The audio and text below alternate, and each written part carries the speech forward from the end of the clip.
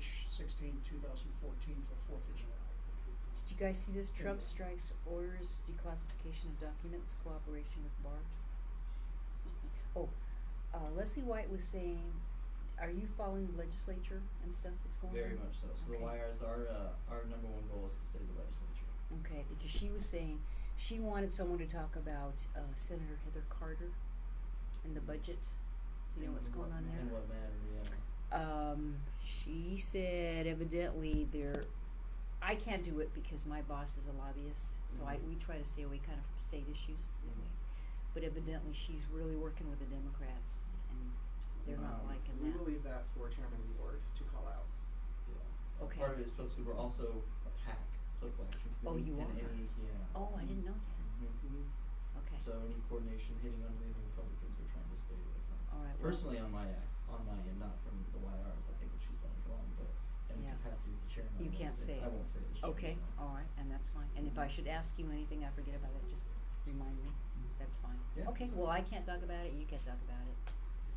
Isn't she the sponsor behind the Tobacco 21 legislation? Technically, yeah. Yeah. Mm-hmm. So Senator Heather Carter. Yeah, that's fair game. who's the one? Okay, here we go. Wait a minute, I'm sorry. All right, we get chips and salsa. Come back here. I went out with Elsa's friends and we did All right, here you go. friend of We're ours, on great YouTube Mark, Live. passed away. We're on National YouTube, Cemetery. so we're on YouTube Live, so don't say anything you don't want to go out there. So just smile. Okay, so, and that's the YouTube camera right there. And then that's gonna be, my phone's gonna do the Facebook. All right, so if you're watching us on YouTube, thank you very much. We appreciate it. I'm Alice Lada. We're going to start up our Chips and Salsa show here in about 15 minutes or so. And we'd love, if you want to, you can share this link and email it to somebody or text it to somebody in case they're not on Facebook. There's a lot of people that are going off Facebook, I figured out. We've got a great show in store. We're going to have Tom Pollock with Mission Restore Bronze. He's awesome. He restores headphones of veterans, headstones, and yeah, that didn't sound right. Bronze grave markers, Bronze grave which markers. are mounted onto headstones. Thank you. Thank you. Nationwide. He'll clarify all that, but it's really a great project, and it's amazing work that he does. We'll show you the samples. I've actually done that with my friends. He's gone out with us. It's great. And then the second part of the show, we have with us Austin Smith with Maricopa Young Republicans. That's right. A young person here. Yeah. You know which one to push? Okay. You want to go live yet? Well, I On just wanted Facebook. to set it up. So you can see it. Right now. hmm So how do you get to film it? You could just go. You should be able to hit go live. I don't see Did you it. disappear? It's on the Okay, home George. screen. It is on the home screen. Okay. Okay. George was saying that he's got magic fingers. Well, excuse us, YouTube. You guys can talk if you want.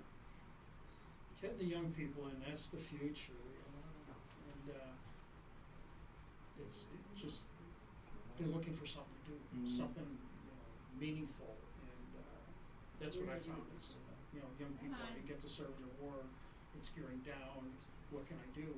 Come out and clean a grave marker, tell people if they're depressed or something like that. Give back to service. Yeah, and we've done it with PTSD Well, guys. it won't It's go- not They- doing it won't they start say the that screen. I PTSD thought it goes took the away settings when out, so Yeah. it can automatically and, adjust.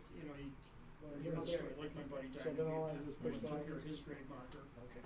and then 2 I weeks won't later, touch I anything called, else. 'cause I know it Oh, was you. So it's going Ask to for down. Ross You to can't even on ask, TV, it looked I'm terrible. sorry, I forgot your name. Bothered me 'cause I Troy, couldn't reach you him can ask for Troy. it on fax. Change the button. So I went out there Sit and did down it and by see how Tuesday. Okay, here's Back it up. where you're going by. Commander sent me the cap. I'm gonna be here. Worn it every day. And I should I did pop tell up them over to. there. They when I walk see up them. to you, they walk up to you. You want me to sit in your chair? This is yours, So you what I got do. me. Yeah, I just wanted to get more. How do I design. do it? What do you do? Where are you? It just It'll go. consumed my whole life, Yeah. 7 days a week. I don't take days off because it's boring to do it. 'Cause when there's Okay, nothing I to do, should- I'll I drive should along pop up over there. and just And then pull in you're stuff gonna in sit there. over Yeah. here. Because I got hands. Stuff at the We're Capitol, gonna switch Mark down. Field and I When he gets start to doing all this talking, cleaning. we're gonna switch chairs. And without permission, the state called me a year and a half ago and says, we're interested in How's that? having you as a contractor to restore everything in Arizona. It's Mhm. terrible. If I And move it's myself just over amazing. here, I developed a wax product, which, I need to get into the stores. Mhm. So people have you access can to move a it. little bit over We just here. don't know what to do. Yeah. Yeah, nobody ever really does it, yeah. In between, I wrote 4 movie scripts and Okay. That should, came here for 1 that should about, winter Is that that's working? about, 6 years ago. And I then I went home for a couple months. okay. No, That's thank it, you. no. We're cozy, I but gotta it go back works. Do stuff Okay. in my house. Great. All I'll right, just have to good. move it with those, it's okay. All I right. got most of this signed. I showered today, so it should be okay. Yeah, you're that's fine. The logo is in there, so we're cool. And we got that one, and YouTube, that's already filming. All right, so Okay, YouTube's already ready? filmed. Great. All we have to do is push the button when you're ready. All right, we can even start a little bit early here in a few minutes. Well, people on YouTube, we're filming. We're on the air. We're just waiting for Facebook to come on the air in about another 10 minutes. So hang in there, YouTube. By the way, if you're watching us on YouTube, would love it if you go ahead and subscribe to our YouTube channel, because the cool thing about that is you'll get the alerts. So right before we go live, like say you get, like I get my email on my phone, so boom, I get an alert that, hey, guess what? Chips and Salsa Show's gonna come on. So please do that, and you have to, think also click the little bell, that way you get a response, that way you'll get the alert, excuse me, right? Yeah, the notification bell. So if you could do that, that'd be great too. We're doing really well. We've been having quite a few views, George. We appreciate all you chipsters out there. So if you watch our show, we call you a chipster. And we've been doing really good. Been averaging like about 1,000 views, huh? Yep. On Facebook. Got a so great we like following. that. Fantastic. You like And that? and a lot has to do because now we're at the People's House, so more people are tuning in to see what's happening at the People's House, and it's loyal followers and good conservative Republicans, and we've had a pretty good following other places that we've filmed, but because we're at the GOP offices now, we get a lot of people are paying attention, and it's only going to get better. We have some great guests coming up. We have great guests today, and we have great guests coming up. She's got the lineup all the way into July, I You know think. what? What's really great is, just because people want to be on the show. And next week we're having Jennifer Harrison. Do I have it right? Or is it Yeah, Harrison? from the Patriots United, I think it's called. And they're always a very dynamic guest. So you won't want to miss that one. And then after that in June, I believe we're hopefully going to have Jana Jackson. Yep, we're working on Janet Jackson for kids.org, a foundation that mentors high school kids in the community. And what they do is they have athletes come in. We have the Cardinals, the Dodgers, the White Sox all going to be at the function that she's going to be announcing on that day. The function is June the 26th at the, what's the college? Is it at the Grand Canyon College? Yeah, Grand Canyon University here in Phoenix, and that's where the luncheon. It's going to start at 8 a.m. until 4 p.m. and we'll have the Cardinals, we'll have the Dodgers, we'll have the White Sox, and a slew of speakers, all mentoring to the kids, showing them what they could look forward to, and it's going to be a great luncheon, and it's called a camp for the kids. It's on that day. It's going to be. The speakers are going to speak, and then they're going to break into groups, and the Dodgers will be mentoring, and the Cardinals will be mentoring, and the White Sox, and we're trying to get the Diamondbacks, but right now there's a question mark about the Diamondbacks whether they can do it or not. So it's going to be a big deal, and there's going to be a lot of speakers, and that's open to the public? yes.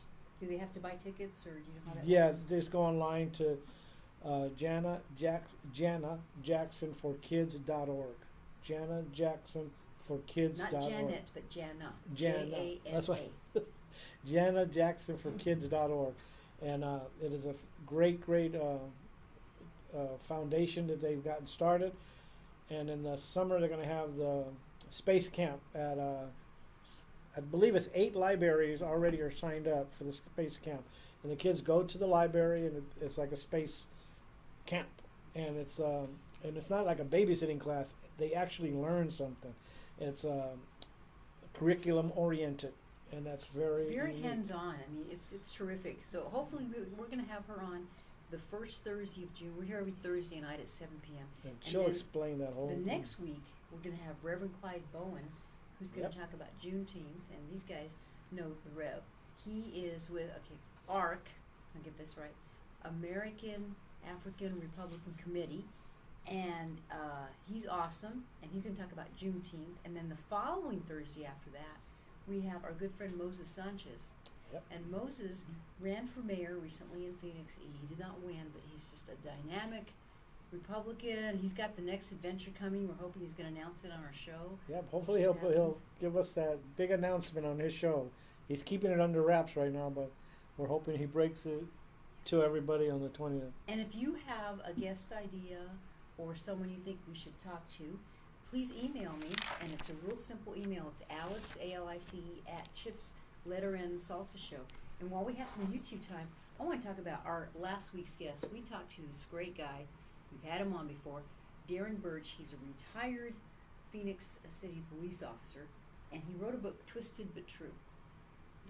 And it's really kind of like a bunch of his stories, things that happened to him, with some humor in them.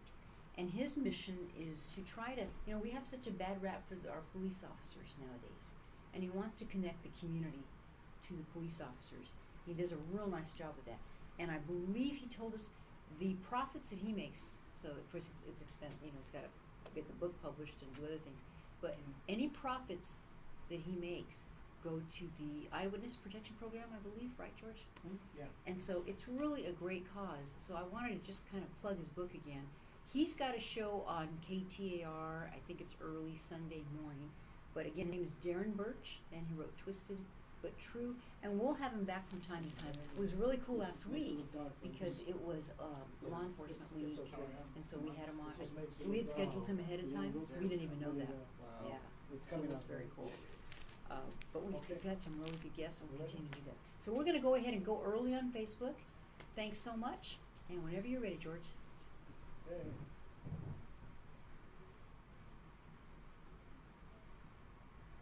Oops, wait a minute. We got Troy. He's going to help you technically right there.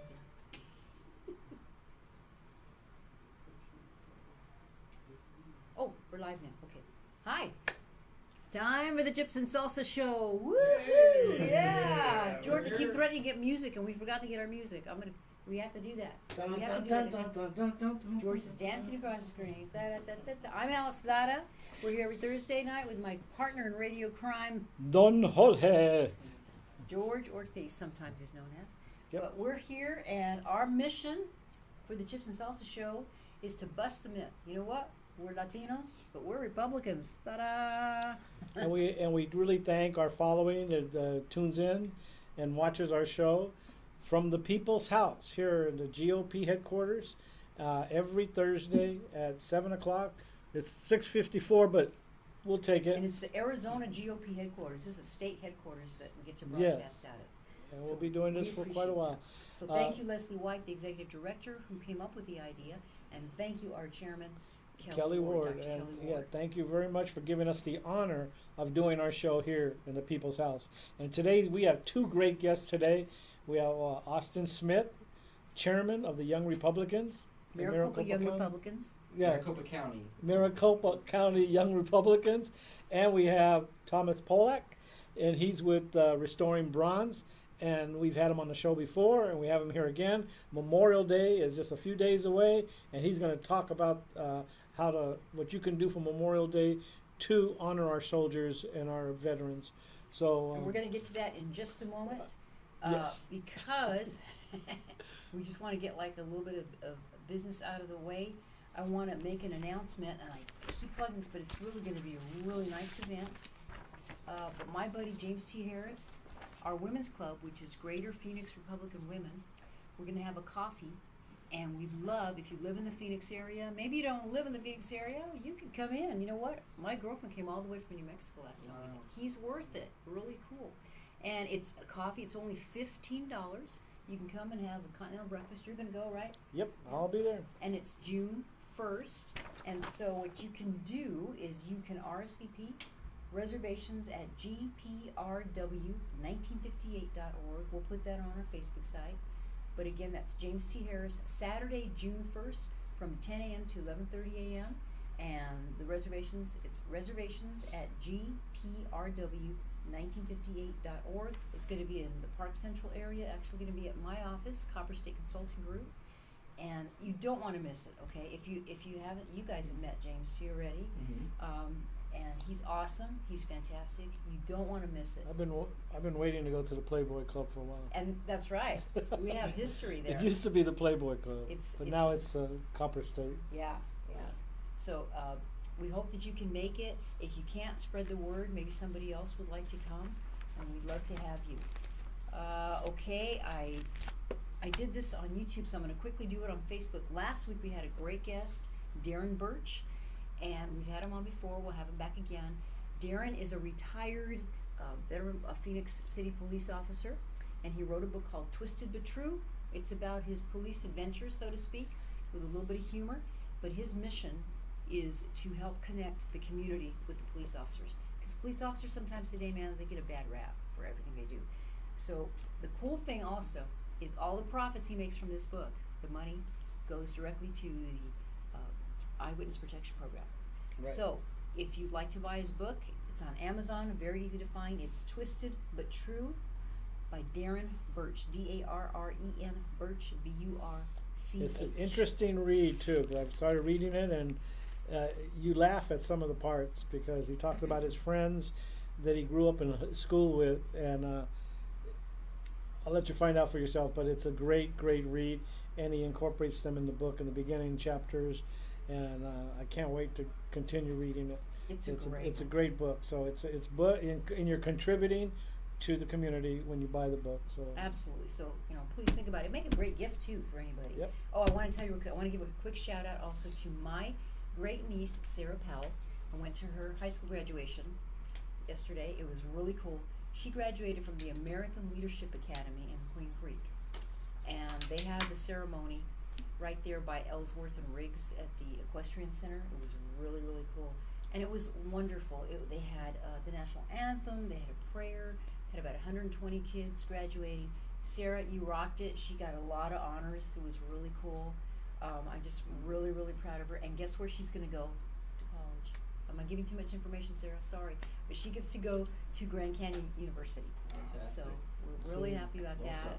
Yeah, and hopefully she's going to come. Maybe we can have her on the show or whatever. yeah, because we had her one time Mhm. on 1100 a.m. when we were on 1100 a.m. Wow. She spoke that evening. She loved it. At first, she was kind I of think timid. you're thinking about another cousin, maybe. Oh, But maybe not. I don't think I ever took her there. But we had her at okay. Central City Radio. oh, did We have a lot of family. It gets confusing. Oh wow. It gets confusing. La But Raza. yeah, La Raza. we are La Raza. Yeah. We're the La Raza. Okay, so before we get started, any other announcements you have? My son's doing a little bit better. My stepson, he's in California. We went there Monday and Tuesday, and they took some of the tubes out. They did a trick on him, so he's got tubes going into his chest now. The infection, they were trying to fight an infection because when they put the tubes in your mouth, it's more of a tendency to get infection in your lungs. So they went ahead and did a procedure so that they'd have it going through his chest, and he's starting to respond. So we're praying for him and our families out there. And It's Joshua, right? his name is Joshua. He's doing better. Every day he gets a little bit better. It's bad when you get in an accident, you get your spinal cord messed up, and that's where they put screws back That's there. And You hear my phone? I have a ringtone. If any of you heard that back there, it's this Latino's gonna vote for Trump. We should have let it play. That's right. If it rings again, let it play. Right. Unless we're saying something very important. Right. So we have great prayers for Joshua. so he's getting better and better. It's going to be a long recovery process. Then you'll have to learn to walk again and stuff. So it's a big recovery process. So we're all praying for him. It was a bad accident. He could have, it'd been a lot worse. The pole fell on the car, and they had to, it was a bad accident. And I have a. But he's got the great surgeon. So Yeah. the best surgeon He's in gonna be- Riverside out there, one of the top spinal surgeons in the country, and he's done 1,000 spinal operations. And he's very good at what he does. So the doctors he has are the top doctors. So we're leaving in God's hands. So Good. So- but keep praying. You know, Yep. just keep prayers out there for him. I want to wish a happy anniversary to my husband coming up on the 26th. We're gonna Ooh. have. You want to guess how many years? First and only. This will be number 35. 35 Congratulations. years. Thank Congratulations. Thank you. And I also want to wish happy birthday to my cousin Ann, Dr. Ceniceros out there, Dr. Schlingman actually. Okay, I think we can get our show started. Anything else? No, I think that's it. Don't forget the. Well, we'll talk about it later about the thing at the cemetery. I guess he's going to talk about. That's it. what we're going to talk right now in okay, just a moment. Great. Man, and you know what? Speaking of getting out to the cemetery to restore those things, we've got great weather out here. I don't know what's going on, but you know what? No global warming right today. Beautiful, perfect, wonderful weather. So I want to introduce you. We're going to talk to Austin Smith next, but we're going to first start with Tom, and then if you want to hang around to do politics and stuff, it's all good. And give a shout out to Troy back there with Maricopa Young Republicans as He's well. our communications director. Thank you for Alright. coming out Yeah, here. of course. Woohoo! If you'd like to join us later too, you're welcome to do that. So, we've had our good friend Tom Pollock on before. He's always a fantastic guest. Let's see, where's your sign so you can hold up all that? I'm not there, but Or and he's with That's one Mission project. Restore Bronze, excuse me. And it's just a fantastic, great program. And you've been doing this how long?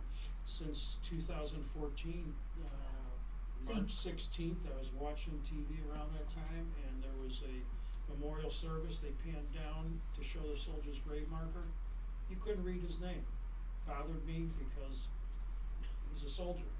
Went out and did it. I found Medal of Honor, Purple Heart, and a ship named after him. Oscar was your poor black kid from Phoenix. Went out and did something during Vietnam era. Something happened really remarkable because of Facebook. On February 22nd, 50 years after Oscar Austin saved a man, he contacted me. He says, I was there when he died. I friended him. The next day, this man posted on his page the picture of Oscar's grave. He says, Oscar Austin is the man who saved my life in Vietnam.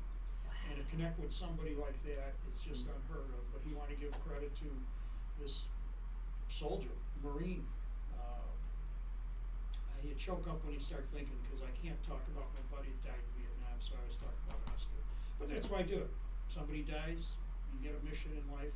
So it bothered me so much, I looked around, did it, I came back home, found the commander of the ship. He sent me this cap, which I wear everywhere, because people will talk to you with a military cap on, or a Trump cap. And it just, I've attracted such a great crowd. I got it onto the social medias in 2014. And it was so widely accepted, I had to answer messages over 12 hours a day, 7 days a week for 3 months. People that didn't serve want to go out and do something. This is a simple thing. Since then in this community, the reason I stayed here for all these years is that it's a military area. It's people that want to do something. Most recently I was in Mesa with my PR table at Staples, right on McKellips and Greenfield, showing people what to do. A guy walked up, he says, I'm the head of the Eagle Scout project here with the LDS. He says, I've got volunteers. And they came out. Family, friends. 2 weeks ago, we did 111 markers. Wow. It sounds like, something to do. It was 21 people. They did it in 2 hours. These are real workers. The reason they look so bad, cemeteries charge you $150 to $330 to do a marker. So you walk into any cemetery and, now it's Memorial Day, you'll see a flag. They do post the flags there, but grave markers in general, because of the rough weather, look terrible. And the National Cemetery, I mean, if it's a private one, they charge you, but the National Cemeteries They still, don't keep up with it. they still don't really take care of the grave markers at National, because it's done with a latex type product and doesn't last long. 3 years, it's tarnished. And you walk along at the National Cemetery, see a nice shiny one. That's when they put a new one down when the spouse passes. So there's 50,000 bad looking ones out there. I developed a wax product, which we should have at Ace Hardware within the next month or so. They'll be able to walk in and buy the right kind of wax at a real reasonable price. I manufacture it. So we're making sure that it'll be available, that in addition to the proper way of preserving and restoring the real bad ones. And that's like Greenwood Cemetery, Holy Cross, Buckeye Cemetery. One guy just walked up to my table when I was doing PR at Ace in Goodyear. Says, can I do this? What do I need? I gave him all the supplies he needed. anything else you need? I said, I don't have time to get out there. And he did 210 of them by himself. If you get a chance, go out to the Buckeye Cemetery, because that community's gotten involved in taking care of the military. The bronze ones look spectacular there. I want to interrupt you for just a moment Certainly. because recently, a couple months ago, Yeah. I called Tom up and I said, you know what, we're going to take, because he gave us some wax, and we have a friend who's buried out National. in Mill Creek, Yeah. National. And said, we want to go out there and restore it. Would you like to come out with us? So, 'cause, you know, we've never done it before. Yeah. And he was so kind, he went out with us. And it's just, I mean, I've seen the pictures of it, Yeah, but before and it's so afterwards. impressive to do it in person. And it wasn't like it wasn't that laborious. No. You And know, I it tell was people, very simple, and it looks so good when and we're what done. did we do after we were there? We saw other families that were needing, the product I developed, and we passed out jars of wax. Christmas Eve, Christmas Day, our party was canceled because the lady had a hip problem. So I went out with a box of wax and brushes at the National Cemetery. It was the most memorable Christmas because I could see families and I'd have the jars. So what I'm going to do is, where do you get that wax? I said, well, just wait, I'll be right back. And I bring them a jar of wax that'll do 16 to 24 markers. Here, it's no charge. And they said, we'll do all the friends around here. Just had another occurrence in Mesa. A gentleman came up and started talking about it. He says, 3 years ago, my son's grave marker looked really bad. And he's from Colorado. He says, but the next year it looked beautiful. It was shining just like your picture. And I'm thinking, did I do that? And I said, well, give me your name. You're not in town here, you're in Colorado. I'll maintain along with the other regulars. I go and wax at National. And I got there to wax his son, and I looked over one marker and two up was my buddy's father. I had done the whole section there, about 10 of them. Never thinking I could meet a father. His son did 4 tours in Afghanistan. Wow. Went to Somalia for the CIA and got killed in Somalia. So just a simple thing, a clean and marker. For me, it's nothing. It's an hour project, which I do whenever I have a break in the messages. But it's just We couldn't stop him. We're out there at the cemetery. He said, oh, let me just do that one This more. one- I could just do that one. I mean, Yeah, he is and it's- fast and Yeah, just a sand beautiful off job. the failed clear coat, put a coat of wax on, and it's a thing that you maintain, when you go out there. And it's just being able to provide instructions, which, we've got them on our pages. You got a Mission video, Restore, right? You have a video that shows you how to do it. instructional pages, and it gives you the 2 types how to do it. And I'll leave you some wax because somebody may contact you at the office. Somebody wants it, we're gonna have 2 jars at your office. You should come to this event and bring Yeah, some wax. I'll bring some wax and and- give it out and like, do that, like last yeah. time. So we, because it's first cost, you can go online and order for $29, or I can give you a jar. So that's the part of it, and it just got to be so big that if I get in 5,000 Ace Hardware stores for our next project, I thought, well, we've been around for a while. We have volunteers, and why don't we do all the guys' grave markers that are killed in Vietnam? So by working with the Scouts at Eagle Scout Project, there's 2.4 million Scouts and 1 million adult volunteers. Certainly we can tend to their graves 50 years later, dress them up, because their parents would be in their 90s, generally like Oscar Rustin's family. They moved back to Texas. And that's the problem in Vietnam, is they never expected their son to die. So 18 to 22-year-old, they brought them back home. But the parents move on, brothers and sisters. It's rare to find somebody that's in the same town where they grew up, so that's where we step in. Can't get back home, we do it. I got interviewed by Crystal Henderson, our Channel 12 weather reporter. At the end of the interview, Crystal, do you have anyone in the family? She says, well, my grandfather, but back in Youngstown, Ohio, we don't get back often. 3 days later, it was done by a volunteer. Awesome. So it's the network that we've developed through all these years. It's We've had a amazing. guy in a wheelchair, did every Medal of Honor recipient in Indiana.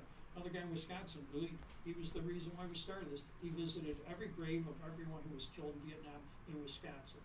So I send him jars of wax, there's new orders going out there. But my part now is just to keep going, making the products, getting it in there, getting the sandpaper at nominal cost, putting packages and kits together to get it. We just sent 6 jars and a couple cans of wax to Indiana. And this guy just travels around the state and restores them and teaches more groups. So it's teach one person how to do it and keeps going. And you'll never be able to do just one. Something clicks in your mind and you just can't stop. PTSD guys, they love it. He says PTSD is gone. It's a therapy for it. It's, you're connecting with the spirit of the soldier. And one guy says, I feel like somebody's tapping me on the shoulder up in Wisconsin when he does his markers. I could So totally it's an see array of that. people that, does it. I don't know what it is, but, I got guys from the Mesa Veterans Corps. Great program. You can do community service, It's by judges that were Vietnam. Rick Robley was one of them that I met at the Vietnam Day, and they came out and there were 5 guys, and every one of them did their hours, from 10 hours to one guy had 60 hours to do. So that's 124 markers were done, and everyone asked, "What do I got to do to keep doing this?" Because I gave them a kit. I said, "We'll just go get another speeding ticket. They'll send you And right they'll out do to that. me." You know, what a great way, like you could go in, if you're a teacher and you teach history, Yeah. I can imagine taking your students out there, Oh yeah. there with, every headstone that's there, and it's an It's opportunity to somebody. talk about, and there's, we still got unfortunately, different wars are still Yeah. there, but, and just, And it's a it's- real person that's there. That's part of it. The other Eagle Scout project is for a massive amount that they can do 100 or more, and the other one is where you contact the Vietnam KIA and you do history on it. Find out where he went to school. Was he Phoenix Union High School like Oscar Austin? Where's his family now? Invite the family over and do a graveside service of restoring that marker. And that's the project. We knew when the scouts, they show up, and we've had 3 major Eagle Scout projects, and they just show up with people, 30, 40 people. We went up to national, we did 140, the easy sand and wax, we did 140 with these people one Saturday morning in December, which is great because it's here. The rest of the country is just starting to get going as Arizona slows down, because I had the heat stroke once, and I Yeah, don't bring so- anyone out. And that's a question, it gets too hot, you can't do them once it's a certain It's just, temperature? people Right. get sick out there, and that's the biggest thing, But is when you're- dehydration. The wax probably will. The Works wax, well. the wax, the hotter it gets, the more the wax saturates into the metal.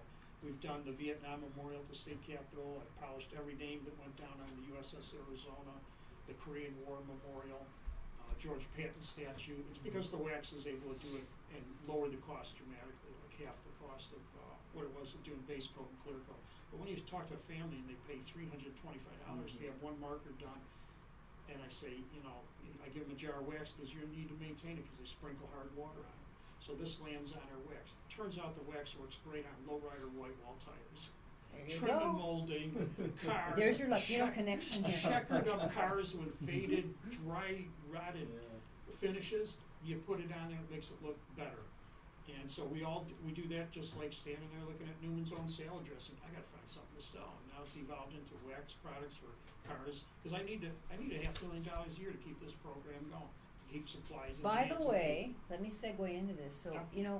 maybe you can't get out and physically do that or something, but you know what you can do? You can write a check or donate to this cause. Tell the audience how they can do that. We ran a Facebook fundraiser. It's on my page, Thomas S. Paulak, or you can go to Mission Restore Bronze, and there's links on there and that you can send it. And we ran a fundraiser for the Navajo Code Talkers, because the state didn't get funding this year. So the one at Window Rock was done by volunteers on the Native community there, and then this one, we're going to go out and polish all the names of all 400 code talkers. There's only 8 left, and Mr. Begay just passed away last week, and there's 3 Begays on the list there. So it's, I go out there, and Veterans Day, I went out there a year and a half ago, take care of the Vietnam Memorial. I bought Channel 15. And I'm dirty from being in the cemetery. I had more time on TV than the parade did. And then everybody razzed me the next day at the car show, like, "You're on in the morning. I'm going to sleep, you're on. I get up in the..." But that's what we need. We just, people said I had a face for radio. I go, so getting on TV. I don't stutter when I'm on TV. I've learned how to talk properly. But it's just something I did myself. People in the family don't even know that I did this for 30 years in Chicago. You have a bad day, go do a grave marker. There lies a soldier that gave up his life, and you're having a bad day. You look at this beautiful country you get to live in. There's a famous line that President Lincoln said. It says, "A nation that does not honor its heroes will not long endure." And I think that's very true. When you get on your knees and you take care of a soldier's marker, you're honoring his memory. This is so needed. I cannot imagine anybody having something negative to say about this and what you do. It's just, it's a simple process. They think restoring bronze is something that's basically, if you painted a bedroom, you can do this. You paint the background on the real bad ones, come back a few days later, and paint is dry and hard, sand off the lettering, call me, I'll send you a jar of wax and brush them out. But you gotta do the neighbors around it too. So And how long will that last after you restore it, Well, do you in think? families, if they go out there and put a coat of wax on it, it's gonna look good for a long time. I've got some at Holy Cross, they sprinkle hard water on it, go out there and brush the wax on. It's just difficult, now to get all the cemeteries stocking it, getting, I can drive business there. I started a nonprofit on a kitchen table, and it just spread, but it's getting it in the stores, having it access to it. So they can go and they can ask for this product. What should they say? What's the name Yeah, of the bronze product? wax, Bronze when it wax. goes, it'll get into Ace eventually. I've been out at Carson's Ace Hardware in Goodyear with it. The Mesa Staples store, you wanna stop by, just stop by Staples in Mesa, and they'll tell you when I'm there, or I'm there like 3 times a week until the heat sets in, and I hand out jars of wax to families. It's real simple. It's nice when you can manufacture it, but the biggest one is at the National Cemetery. There's 50,000 that live bad there, and the families don't know what to do, so I'll be out there, Sunday, hand out jars of wax. And That's the that's- one on People- Bell, or the one Cave Creek Road, all the way. Cave Creek Road. Yeah, National Memorial to Cemetery. what was the name? Pinnacle Peak or something? Yeah, Pinnacle Peak, Yeah. they'll have, Cave, yeah, get off on Cave Creek Road, go up to Pinnacle north, Peak, yeah, north to Pinnacle Creek. Pinnacle Peak, and then I think you make a left, right? a right turn. Yeah, So right. go out there and A you right can turn. help Tom. And you'll see all kinds of flags. You could even help put up flags tomorrow, and Yeah, I Saturday? think tomorrow and Saturday or Saturday, Sunday they're going to be yeah. putting out the flags, and then about 78,000 of them. out yeah, there. and there's a lot of flags, so they do need a lot of help. Bikers USA are down there, and they're Mhm. coordinating all this. And Yeah. George, and if you get, unfortunately, I had a friend and he passed away. I think it's going on about 3 years. And as you know, they sure get, the rows and rows that have Yeah. come after him. It's amazing. So if you go ahead just right at the beginning Yeah. and do it, you And can it's- even do a brand new If headstone, it's right? brand new and you keep wax on it, it'll keep looking good. You can do that. That way it's Yeah. done. You don't have to worry about So, it. I've been at, a few services out there, and I hand the family a jar of wax. No charge. It's people went before you. The donations came in. The code talkers donations came in. We had plenty of excess on that. But it's something that needs to be maintained. And when the state called to restore everything in Arizona, they didn't get it funded. It's easy. Then I Why got didn't they get it Yeah, funded? Do you exactly. know why they didn't get it funded? I didn't hear back from them, so I Maybe just we need to put a that's we need some votes on that one. But it's when I started with Mark Field, Arizona Veterans Magazine, 2014, and he took me there, and it's every Saturday and Sunday morning without permission. We did a first cleaning on them there. The wax never worked really good. It wasn't durable enough, and that's it. I said I'll make my own, figure it out. But if you go to the Vietnam Memorial, there's a 3-man statue there that was green all this time.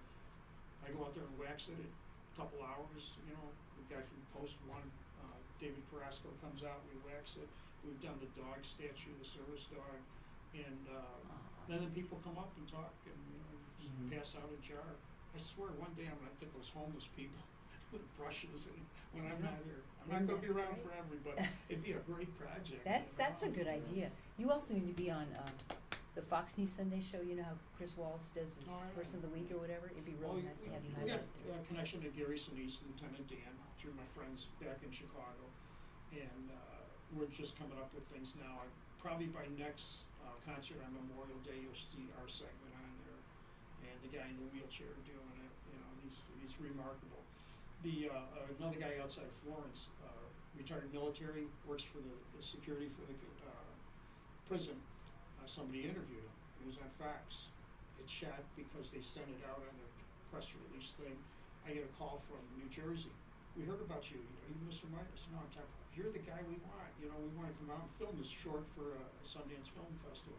I said, you don't want me. You want the guy in Indiana, wheelchair, those rough terrain wheelchairs. And then DAV bought him a trailer, and then now he was DAV Man of the Year.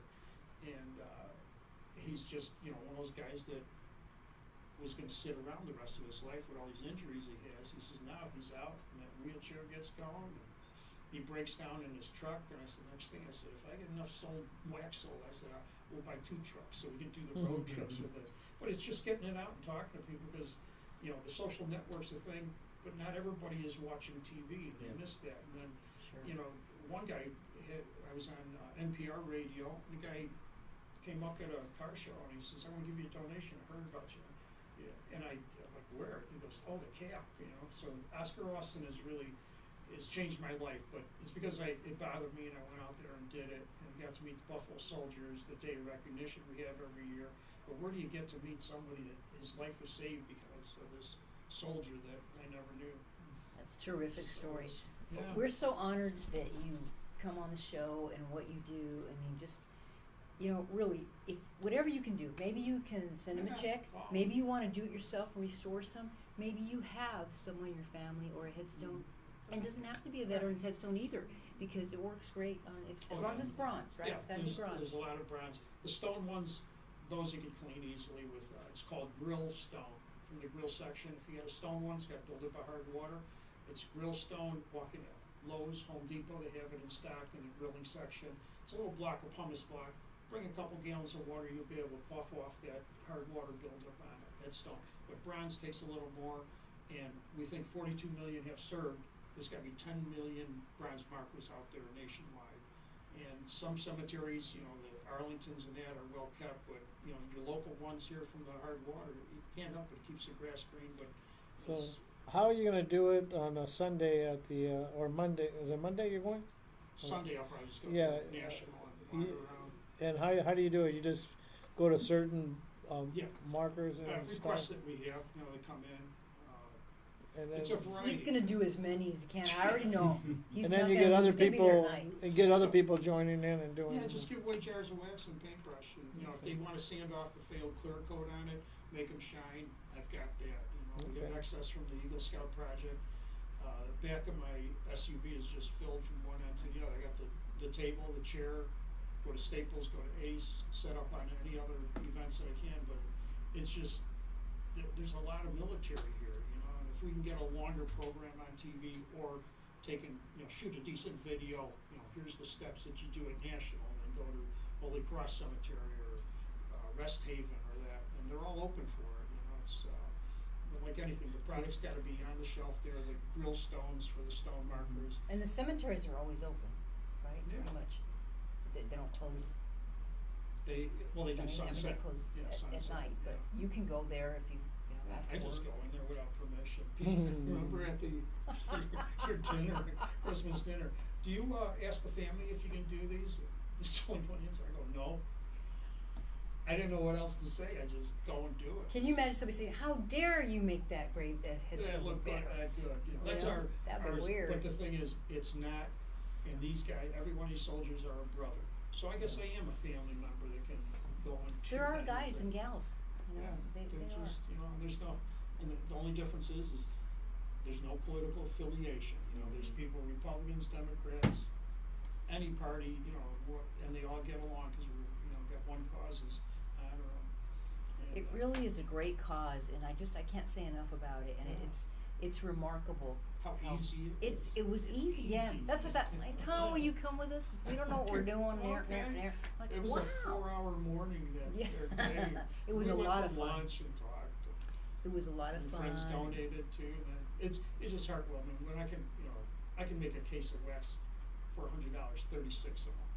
And I get $100 donation. I go, that's 36 jars. If I sell, you give me $100 donation. They go, what do you mean you're turning it into 300? I said in 2 weeks it'll be $300. I'll have it in the bank account.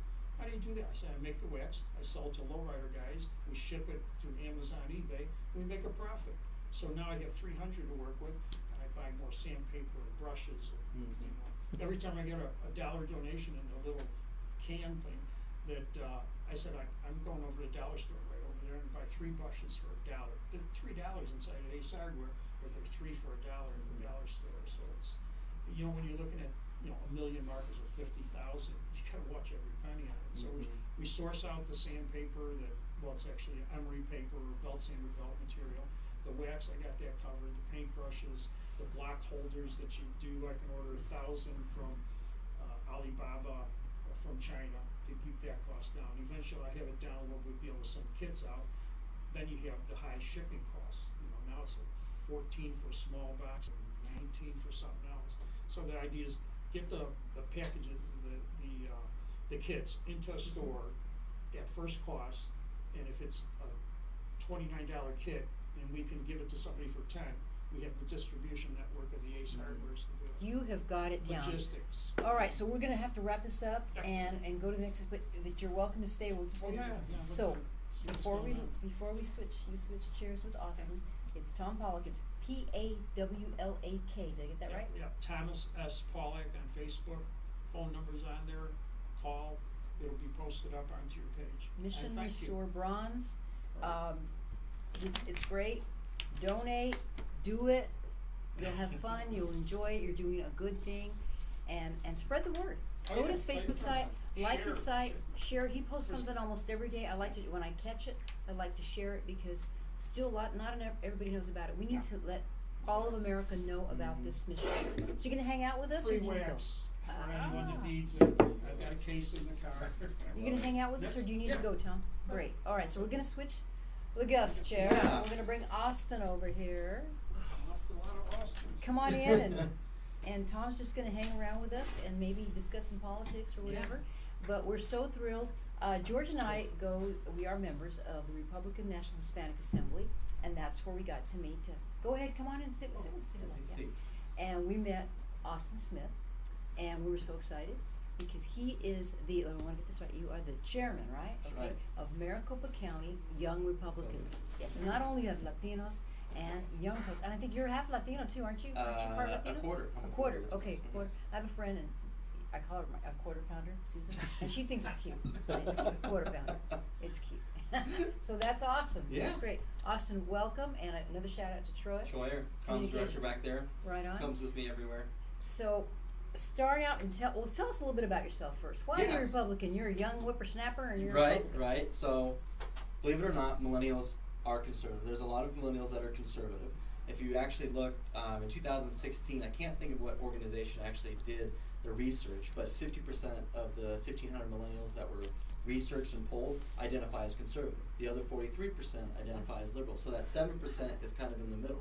Hey, so we'll there's take that. Yeah. So and Yeah. every place that I go to, I mention to legislative districts or Republican clubs, conservative groups, and let them understand that there's much more conservative millennials around that you think that you're not really aware of, because the liberal ones are a lot louder. The extremely far left progressive ones are a lot louder than most conservative ones are, because it can be kind of intimidating. I was to going be- to say, to are be they kind of, conservative. in the closet, so to speak, because Most of of them that? are, because they're kind of in an environment where they're shunned if they're a conservative.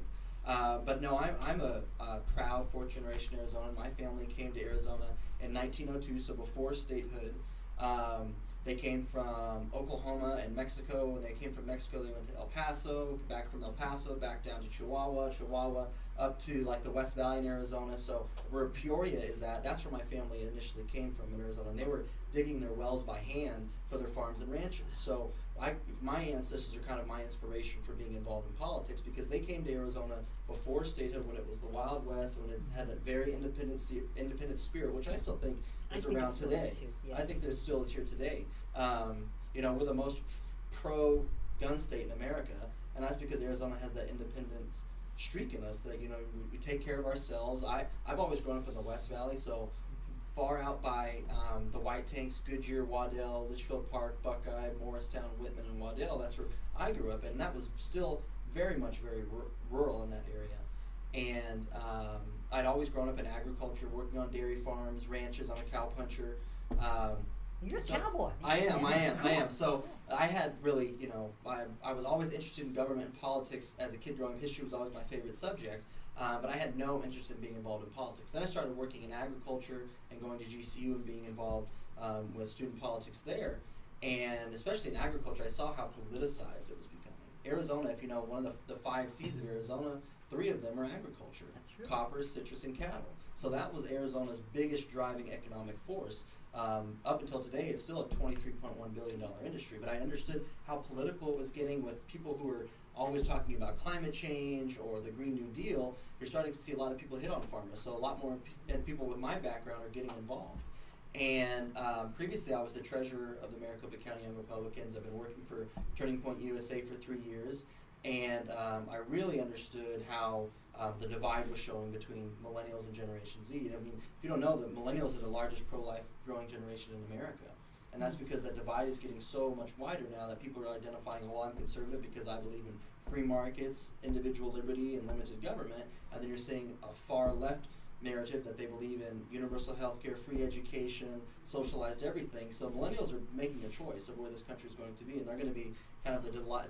You're making me feel so good. So Thank you, it Austin. is there. It Thank is you. there. But it's important that, you know, my number one goal as chairman of the Maricopa County Young Republicans is not only to help win Republican seats here in Arizona, specifically like the state legislature and countywide seats, but is to help have that pipeline be strong when it comes to recruiting young Republicans. If Maricopa County is going to stay the largest Republican county in America, we have to have that pipeline of young Republicans. So that's where the YRs come in. And our entire executive team for the Maricopa County Young Republicans, we've dedicated ourselves to not only recruiting people, but making sure that we are engaged with our legislative districts, our Republican clubs here, because that's where it really matters.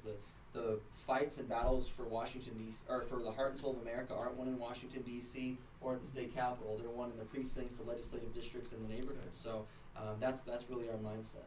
And then, what is the requirement to belong to the Young Republicans? So 18 to 35 is the age for the Maricopa County Young Republicans. We fall under the American Young Republican League organization, Okay. but you have to be a registered Republican in Maricopa County to be involved in our organization. So if you know anybody that's between the ages of 18 to 35, nieces, grandkids, sons, whoever you can think of, somebody that you just know, a coworker, please let us know. We want them to be involved. There was at LD 23 a couple weeks ago up in Fountain Hills, and one of the guys there had asked me a question. He said, you know, my son just graduated from GCU. He was involved with YAF, which is Young Americans Foundation. That's the Ronald Reagan Foundation. And he was the president at GCU. And after his dad asked him, he said, so what are you going to do when you get done with YAF at GCU? Because it's a college group. What are you going to do? He said, well, I don't know. There's nothing really for me. That's where the YRs come in. So we want to be involved with those groups that are just transitioning out of college to be involved. So they can be in the legislative districts and be with the YRs. Perfect. Yeah. Perfect. I'm so excited that he's here because we love talking to young Republicans because we feel like it's kind of, you know, like we're Latino Republicans. We used to be Democrats, now we're Republicans, and we think, oh, if you're Latinos, you're probably a Democrat. If you're a young person, you're probably a Democrat or liberal. And so you're busting a myth, just like we are, and it's always so refreshing. And they're very passionate and well spoken. Now, what kind of activities do you guys do? Do you go out like some of these and do videos and talk to people that may not be Republicans? So since we took over back in March, we kind of wanted to do a different process with the YRs. They were kind of laid back, not really involved with the Republican Party, Maricopa County or the Republican Party, or Republican groups in Arizona. So our first thing that we've been doing is the 20 LD tour. And that's engaging with our legislative districts, reaching out to our LD chairs. Because we are a political action committee, we can't actually go toe-and-toe with them when it comes to political work. But we still want our YRs, who we've recruited, to match them up with their LDs so they can become precinct committeemen, state committeemen, and eventually be on their legislative district boards and prep them to start running for the legislature. If you notice, you know, and Arizona used to have supermajorities in both chambers for a long time. I know. And so Arizona's becoming so much larger, that's also bringing an influx of people to Arizona who not always necessarily vote for Republicans. Well, that's why you came to Arizona, because conservative Republican leadership is what brought people here in the first place. We'll try to change us. So if you pay attention to the Democrats in the state legislature in Arizona, who were specifically in positions of leadership, like Charlene Fernandez, who is a Latino from Yuma and LD4, we were just there yesterday. Athena Solomon, Juan Mendez, I believe is his name, in LD24, which is the Tempe area. And he's one of the individuals that has gone out and said that he wants to implement a Green New Deal here in Arizona, which will eliminate golf courses, which will hurt agriculture, specifically because he's just buying into that Green New Deal stuff. And they're from my generation. The guy who started the Red for Ed movement, whether people think that it was good movement or not, or where they're coming from, he's only 24 years old. He can't even pass the Constitution course that's required. Noah Corvallis. He can't even pass the Constitution course that's required here in the state of Arizona to teach on that kind of subject. So there's a lot of millennials who are involved, not necessarily just with their young Republicans or young Democrat groups. They're jumping right into the actual nitty-gritty politics of it. They're the ones who are pounding on the ground, knocking on doors, and moving some things. So, but in the fall, we'll have a lot more young Republican events when school starts back up.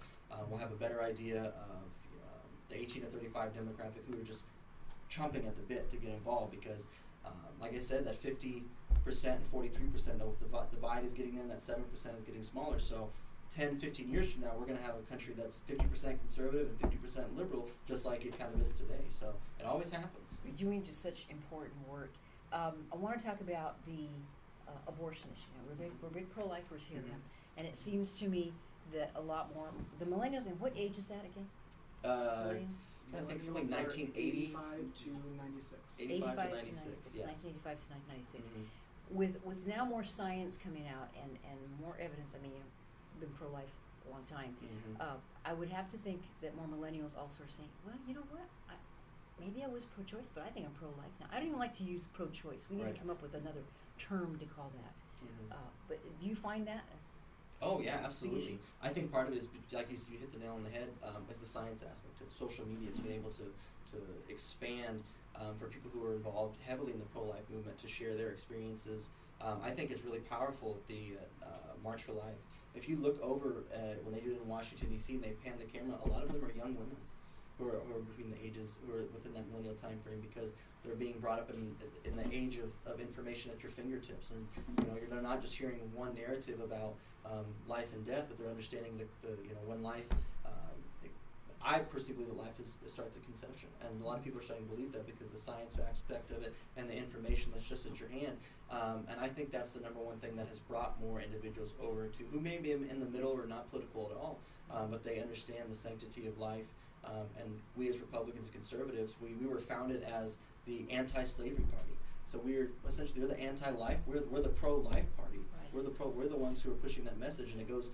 History repeats itself, and I think we're in that next step of where Republicans were founding a party specifically on anti-life, and our number one driving force, which is bringing people to the Republican Party and turning out to the polls, is where you stand on life. The Democrats in the legislature here try to push infanticide, and thank the Lord that it was killed by a representative like Walt Blackman and Shauna Bullock and many others in the state legislature and the state senate like Seema Kerr, who were just absolutely not. And the left doesn't like that. And I think No, that's they the don't. driving force behind it. You see what happened in Alabama, where they signed the legislation there, and all these other state legislatures and senates are starting to move on that kind of stuff because it's getting to that moment. So Did you see the movie Unplanned? I'm sorry. I did. That is a very powerful film. Very powerful. I heard one thing from an elderly gentleman before I got to be elderly, and he says, sex should be for procreation, not recreation. Yeah. And that I keep thinking about that. I said, they're saying all this is going on. Is this recreational? This is the result when you have recreation. Are you looking to make children? And we from our generations, because it just got more free and more liberal and more free, and that's what's happened. Then it kind of just goes to the extreme, Yeah. and you lose the responsibility for it. Yeah. And so, I have great hope though, because more and more people that I talk to, I mean, even Terry Mendoza has a great story. Terry Terry Mendoza, obviously, and we had a couple of women, and we were talking about Unplanned, and these are women very involved with the movement and talking about experiences and things and the facts of what happened. And she told me that was kind of one area where she was very much Republican, but that's one area she's kind of still on the pro-choice side, and she tells a really great story. She says, I heard that interview and it changed me. Mm-hmm. And she says, I started crying, and it's like a realization. Something snaps in your head and it registers, because when you don't have the information like you say, well, you can only go by the information what everybody else is saying. Well, I guess it's okay, everything's fine, da da da da.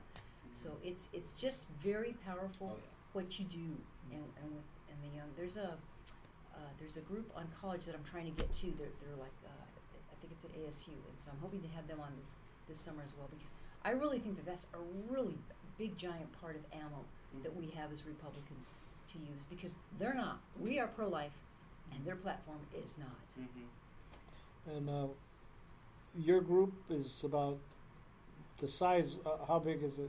So we have 180 members that are all in Maricopa County. Our goal is to push that up to, by the end of the year, close to 250, and then by the end of 2020, after the election, we want to be up in the 350, 400 range. I think you should go for 500 this We year. will Come on, this year. Are you guys on any of the campuses? So since we are not a collegiate group, we're actually only just a political action committee. So we don't necessarily coordinate with the collegiate groups, the conservative clubs on campus.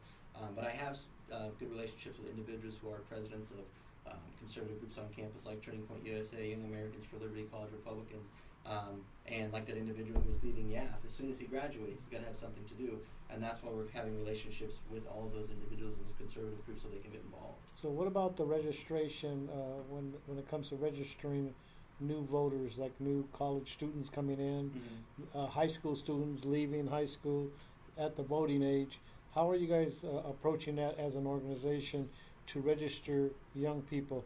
Because the other side is doing it big time. And I know it because I work at the Mesa County Recorder's Office as a troubleshooter. And so for 21 days, I watch these people come in and get stacks of 100 registrations at a time, and they're going straight to the colleges, straight to the high schools, and registering the young people. And of course, they're registering them as Democrats. So we have to counter it, because I don't see Republicans coming in and doing the same thing. I just see Democratic organizations. Georgia's the only one. You carry a stack line. MoveOn.org. I do have registration. I know you do. MoveOn.org, Planned Parenthood. They're the ones coming in. They're sending people. They're bringing them in from Washington. And the same people coming in, I need 100 more. And they bring in the filled ones. And it's like, you see it right before the primary, and I don't see the Republicans doing the same thing. I had one LD come in out of, these were thousands that we're handing out, and they only could take a stack of hundreds. And we give, we write their name down, the organization, we make a copy of their license. There was only one Republican group that came in to get registrations. And I just thought that was, and then we see the lopsided votes, the way it turned out after the primary. So it's just telling me that we have a lot of work to do. And can't you? And this was just in Mesa. Because they have other centers too. If somebody's 17, like say my niece, okay, she's not 18 yet, but she will be. So I think you can register. You can pre-register to vote. Yeah, absolutely. It's as soon as you turn 18, it'll become into effect that you can vote. But Jorge is right. I think something that us who are Republicans on the right or center, right of center, that we have failed to comprehend and grasp, but I think we're learning, is to constantly be mobilized.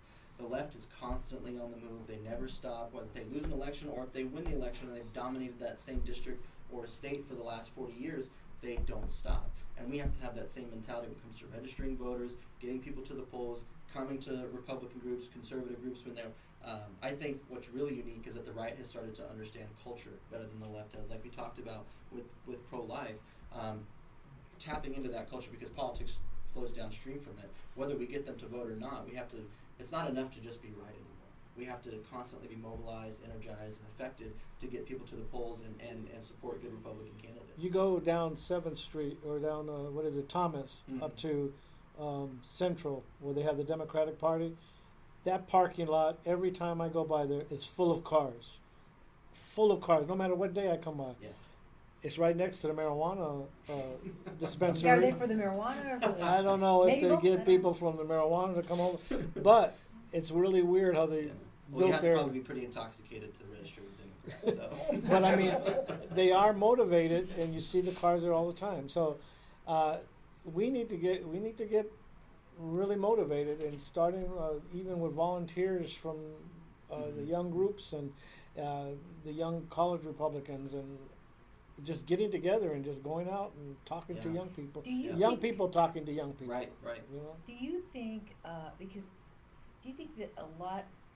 When I was a young person, I started out as an independent because I really didn't know if I was a Democrat or Republican.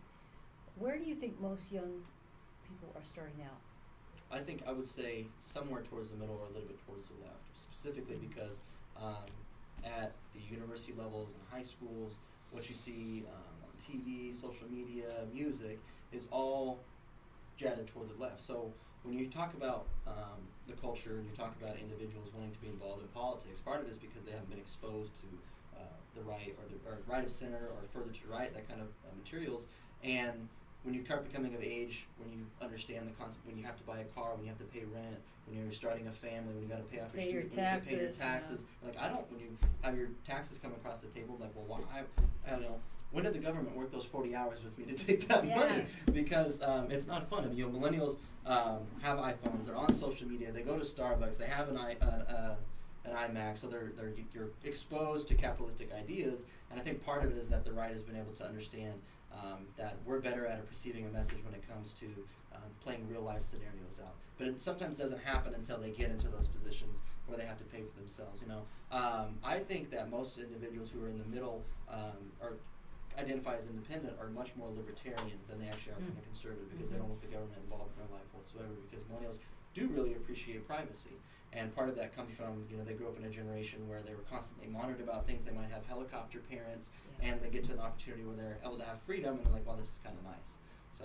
Well, that's encouraging, because I always think most Republicans, we have a pretty good streak of libertarianism in us, because we love liberty. Mm-hmm. We love liberty. Yeah. We understand government's a necessary Right. thing. We've got to have it, but we want it as limited as possible. Yep. And I'm a big Barry Goldwater fan. Minus his position that he had on life when he was in, and it was different then. Some people, I think maybe today Barry Goldwater might be a little bit more, might probably be pro-life because of the science. I bet he would. I bet he would be.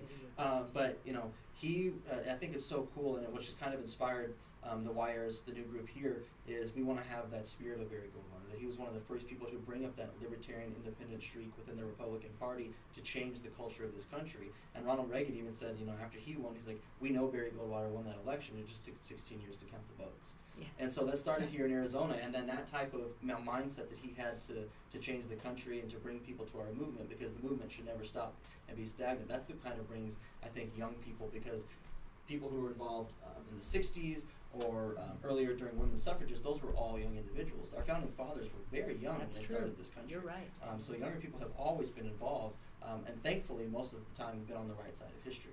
I'm very grateful for what Tom does, because my grandfather, both of my grandfathers, my mom's dad and my dad's dad, are Vietnam veterans. One was in the Marine Corps and the other one was in the Army, and they saw some really rough stuff in Vietnam. That was a rough time, and then to come home and not be treated like we treat our service members today is really special to see what Tom does, and I know much more millennials are starting to understand that too. The part with the military is that I finally figured out this war thing. When World War II happened, we went back because that was the homeland.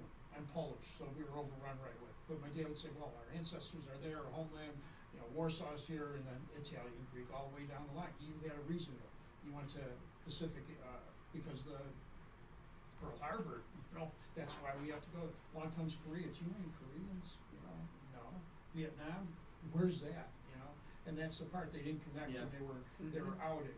But these guys that are here today, when you thank them, thank you for serving, welcome home. That's what they appreciate. Yeah, they should be like. I think those who went served in Vietnam are the greatest of their generation. We have the greatest generation. They're there without question. Some of my grandfather's best friends that were in the Army with him, 68 to 69, are like second grandpas to me and uncles to me. I grew up with some of their kids. They would have their reunions in Vegas or in Phoenix or in Texas or in Fort Knox, and when some of the work that Troy and I have done before, when we go to Washington D.C., we're there for a couple of days, but we make it a priority to go to the wall because they were all between whether the greatest generation in Korea and in Vietnam, they were all between the ages of 18, 26, 27 years old, and the world has changed. The World War II guys kind of shunned the Vietnam guys because you weren't a real war, you weren't this and that, but the guys that are out there with the PGR riders are all the Vietnam guys laying to rest, the World War II and the Korean guys. So they have risen above that. What they didn't get now, we will never forget another generation. And it was the ones that did go to Vietnam. Usually their dads were in they went to the Pacific, or they went to Europe. And I know my great grandfather told my grandpa when he was leaving for Vietnam, just in Surprise, Arizona. He was actually one of the justices of the peace at the time in a couple West Valley towns. And he served under MacArthur in the Philippines and Guadalcanal. And he said, his son was leaving, his son's getting ready to leave to go to Vietnam, and he said, I wish I could go for you, because I know exactly what you're going to go through. And I think that's really special between service members, especially the ones that are generational. That was a draft. You had to go. When your number was up, if you weren't going to college, you went. Yeah, my husband just missed the Vietnam draft. I gave up that student affirmative. I want to go and kill somebody. I had a reason to go there. And somebody killed my buddy. I'm going to go there and shoot him. Didn't happen. So I got this to do the rest of my. But when I see the young people come out, get down on their knees, and they're respectful of it, and they kind of enjoy it, but they walk away from this. I did something for a soldier. That putting out a flag, great thing. That's the second level is when you get down on your knees. And our history is so powerful, and that's one thing too. I hope millennials are learning more history, because we always fear that it's not really being taught in all the information. So I hope that that's still happening. Oh yeah, I think it's unique too, because a lot of millennials, when they were coming of age, Barack Obama was president, and he was the that's their handicap. Sorry for America president, in my opinion, Yeah. on his apology tour Always across the country, apology always tour. apologizing Mhm. across the country. And there's a lot of millennials who saw that, and they became exposed to, America not being the greatest country in the world, and America apologizing for things. Of course, America has made bad decisions in the past. What country hasn't? But there's been no country on the planet that has been much more sacrificial to the rest of the world. The other countries do not send entire armies to go fight for their nations other than the United States of America.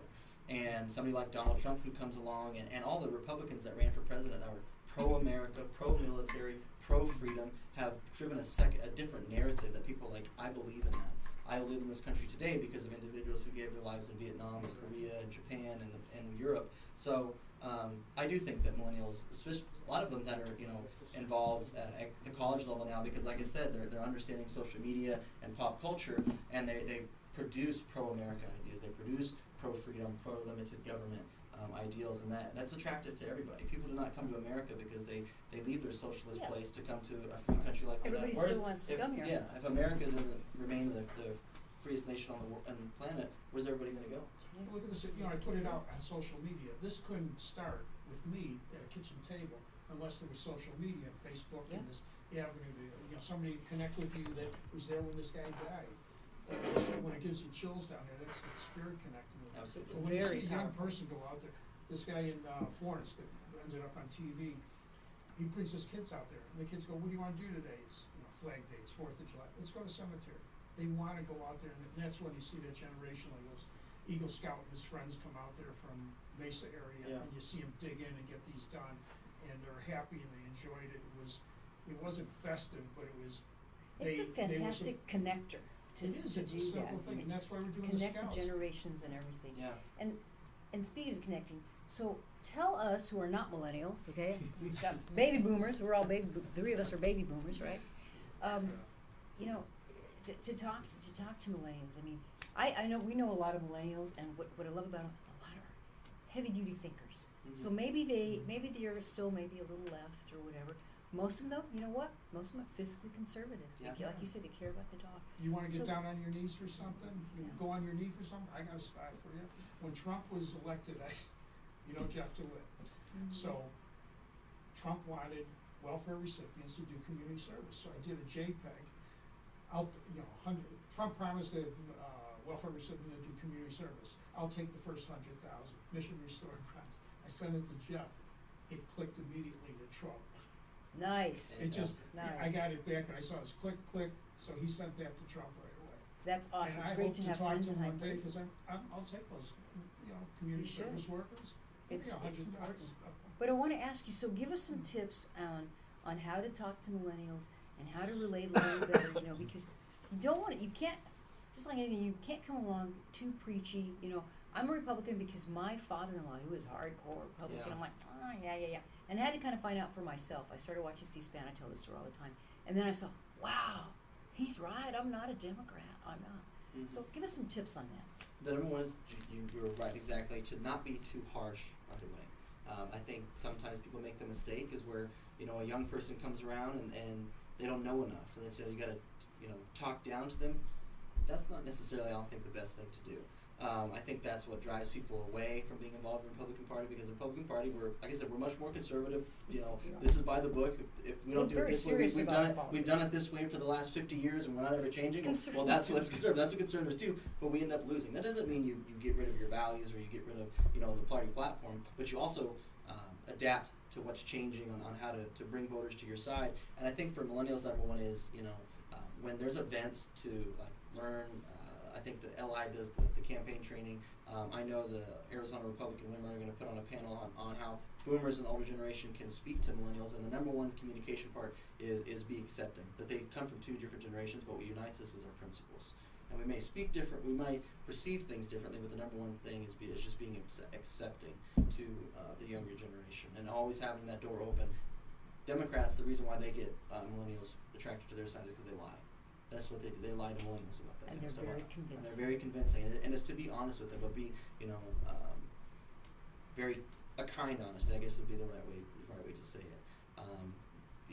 If you have, anybody in your family, kids 18 to 35 years old, who are kind of on the fence, spend the time to explain to them, why the way that this is, part of it always comes from life experience and they've been exposed to that kind of stuff. But you know, it comes down to the breakdown of the family and being involved with one another. That way, when your kids go out and hang out with friends, they're able to share conservative and Republican values with their friends who might not necessarily grow up in that kind of household. And I think that's the number one thing, to have that communication between two different generations. Is, you know, it all starts at home and they share it with their friends and vice versa. Okay, we just have a few minutes, but I want to ask you personally, maybe give us a experience or an incident where you were able to talk to someone and you changed their mind, you know, maybe it was a special kind of circumstance or someone, because I know you talk a lot to people, you and Troy, and there's a lot of people, and like I said, the first time around, they may like, yeah, whatever, but maybe eventually come around, but maybe you have a really good experience that this is kind of just stuck in your head. Yeah, so I'll give you an example. In 2008, when I was in middle school, John McCain and Barack Obama were running against each other for president. And you were in middle school. I was in middle school at the time. I was at 8th grade at Verrado. I was at Verrado Middle School over in the West Valley. But anyway, so John McCain and Barack Obama running against each other, and part of the project was for the entire 8th grade class, whether you had, there's multiple homeroom classes, and everybody in those homeroom classes had to do a project of like a presentation on why you should vote for one person over the other, a speech, and I can't remember what the other one was. And so I gave my speech for the entire 8th grade congregation. I'm like one of the 4 people up there just asking them to vote for John McCain. And then there was a girl, she actually came from France. Her name was Jacqueline, and her family moved from France to the United States. And one of the things she said, she was like, our family, we came here because we want to be involved, be free, but we don't know, which party. They both say that they're free and they're welcoming to immigrants, but which one is actually free? So I gave her prime examples, and I just said, do you like people monitoring your cell phone calls? She said, no, of course not. But do you like people telling you what to do with your money? Well, of course not. I was like, then you are a Republican. So that was like in the 8th grade. That's not a big story, but I do remember that one pretty vividly, because she was like, how do I know that I'm a Republican? I was like, do you like people taking your money? No, then you're a Republican.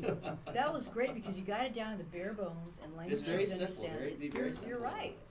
We You should need just to take have a those talking card, points. you know, Yeah, Right, Okay. write it on a card. Yeah. you're right. Put Republican that up. Party platform, 3 platforms on it. I think So. that's a great And idea. something simple Yeah. like that is like works. Absolutely. Yeah, but if we'd appreciate if everybody would follow us on social media. That is a big thing for connecting younger voters to the Republican Party. The more we grow our social media base, you can follow us on Facebook at MCYRGOP, or go on Twitter MCYRGOP. Our website www.mcwire.gop. Any help that you guys can. I always ask individuals who donate to our organization to not think of it so much as donating to a political party, but investing in the next generation of conservative Republicans in Maricopa County. 100,000 people moving here. A lot of them are going to be millennials and Generation Z, so we've got to make sure that we keep them in Republican hands. A lot will, because especially millennials are really, this is very attractive for them, right? Yes. Coming to Arizona is becoming a booming tech area. A lot of people are moving here. It's not as much as agriculture as it used to be, but it's becoming just a hub for people to come and start businesses here. A lot of them are going to be millennials getting out of college, and it's going to be our job to make sure that we keep Maricopa County, the largest Republican county in America. 2020 is going to run through Maricopa County, and younger voters are going to be responsible. We know that the MCYRs are going to push our Republican candidates over the finish line, so there are going to be races that are going to be 150, 200 votes, because the left is energized after the last election here in Arizona, and we've got to be just as energized too. So every single day, whether it's going to a meeting, doing something off, sharing a post, calling a friend, texting a friend, sharing a link, it makes a world of difference. Grassroots is where it's all at. So Everything can make a difference. that's right. Okay, so are you going to have a meeting time soon? Is that on schedule So yet? we'll have a meeting towards October, November. Actually, so Labor Day, the YRs are actually going to do our first event, the Labor Day Bash. We haven't picked the location yet, but we are going to put it on social media, barbecue, kind of a pool party, laid Keep back. us posted on I that. will.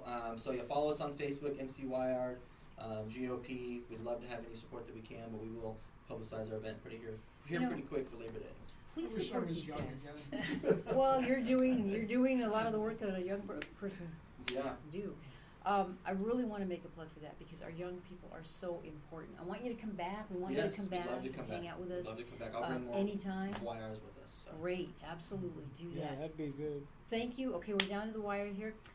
Thank you, Austin Smith, Thank you. Appreciate you Chairman guys of letting the us come out. Maricopa Yeah. County Young Republicans. We hope you come back. Thank you, Troy, Communications guy, and also Tom Pollock with Mission Restore Bronze. It was a great Memorial Day weekend show. I'm Alice Lara. You are. Don Jorge, watch your kids around water. Don't drink and drive during the holidays. And very important, you got to watch the kids around water, because everybody's going to the swimming pools. watch your kids around water. The parents are responsible. Homeowners are responsible. So watch your kids around water. Don't drink and drive. Don't text and drive. And have a blessed holiday, a blessed weekend. Have a Our wonderful motto is weekend. ride, restore, and remember. Ride, restore, Remember. I like and that. remember. That's very nice. But do you have a great one? And thank you to all of our guys and gals out there and the sacrifices that they made. And I think anything else? All right. Nope. Anything That's it. else? Thank you guys. Thank you. Appreciate it. All Thank right. you for So the- have a wonderful weekend, and Guacan, remember we'll be back Thursday at 7 p.m. And please, if you would, if you missed any part of the show, watch it again and share it on your Facebook page and support everybody here. Thank you, Thank you. Guacan. Thank you. Thank you, Troy. Not a problem. I was Awesome. Cook County, Illinois, so you grew up Democrat. Good job, guys. Right.